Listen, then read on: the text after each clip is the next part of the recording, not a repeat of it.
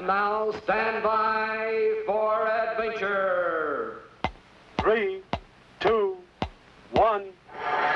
In the exciting story of building an island base.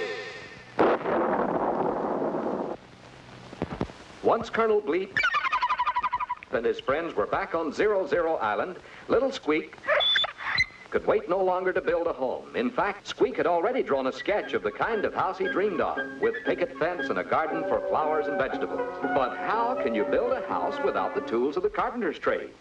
You know, a carpenter is an expert in the use of hammers and saws and planes and chisels. But Squeak and Scratch had no tools.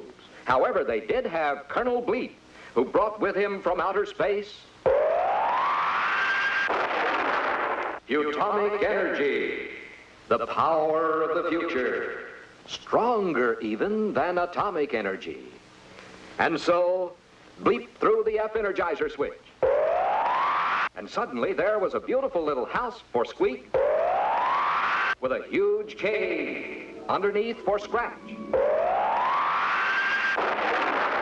And completely covering the entire island was a gigantic plastic-like dome to protect them from bad weather and insects, and which would also serve as a giant laboratory for Bleep's experiments and research. But Squeak and Scratch could not linger long in their house and cave because Colonel Bleep reminded them it was travel time again, this time to see the Belgian Congo. Here we go!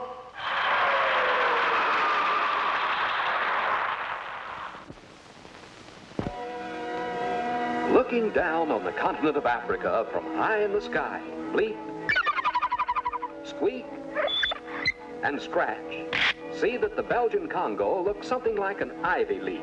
The stem touches the Atlantic Ocean on the west, and the central vein of the leaf is formed by the Congo River, which curves some 3,000 miles into the interior and is the only river in the world that crosses the equator twice.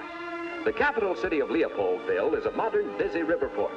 Half of the Belgian Congo is covered by dense equatorial jungle, with a temperature in the 80s almost every day of the year. If Bleep and his friends were to crash in this land, they would find jungles that are almost useless to man. Few tropical fruits grow here, and in fact, until recently, the natives lived almost entirely on game they snared or shot with bow and arrow. Today, civilization is moving into the Congo, and the wild animals, antelope, zebra, rhinoceros, hippopotamus, and gorilla are slowly disappearing except in the game reserves, and the natives are being taught modern farming methods. The Belgian Congo was first opened to Europeans by Henry Morton Stanley, the American newspaper man. The same Mr. Stanley who said, "Dr. Livingston, I presume."